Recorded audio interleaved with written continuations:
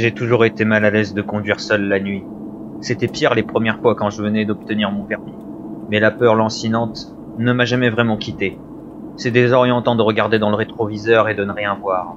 Et je veux dire par là, rien d'autre que la noirceur dévorante de la nuit.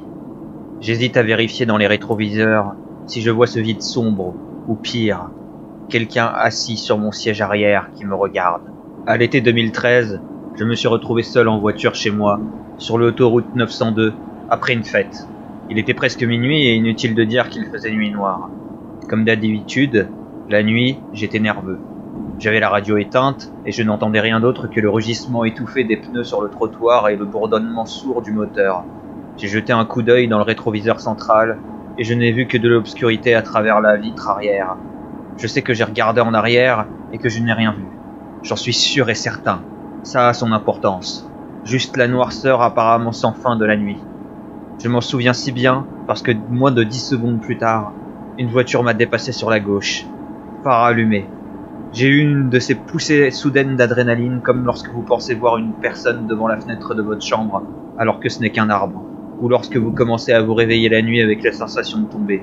Mais là c'était réel. 10 secondes plus tôt, rien n'était derrière moi. Soudain une voiture. J'ai conduit jusqu'à la maison en frissonnant et en sachant que quelque chose n'allait pas. Le lendemain matin, j'ai trouvé 2 séries de rayures près de l'arrière de ma camionnette. L'une était à l'arrière gauche, l'autre à droite. La voiture était assez vieille, bien sûr, elles auraient pu être là depuis des mois, mais c'était la première fois que je me souvenais distinctement de les avoir vues.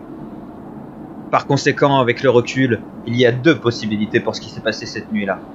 Possibilité 1, par un pépin dans la réalité ou quelque chose de paranormal, cette autre voiture était en quelque sorte apparue derrière moi dans les 10 secondes après que j'ai vérifié mon rétroviseur. Une merde du style fantomatique bizarre, un truc du genre. Cependant, la deuxième option est ce qui me glace vraiment le sang, chaque fois que je l'envisage. Cela ne m'est venu à l'esprit que des mois après les faits, mais ça me fait encore plus peur de conduire seul la nuit désormais. Possibilité 2. La voiture était normale, et il y a une explication à pourquoi je ne l'ai pas vue arriver. Elle n'était pas apparue comme par magie.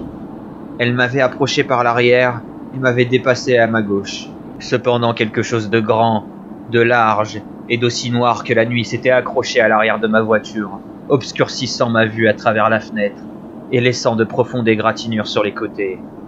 Et le pire, c'est que je l'avais par inadvertance ramené à la maison avec moi.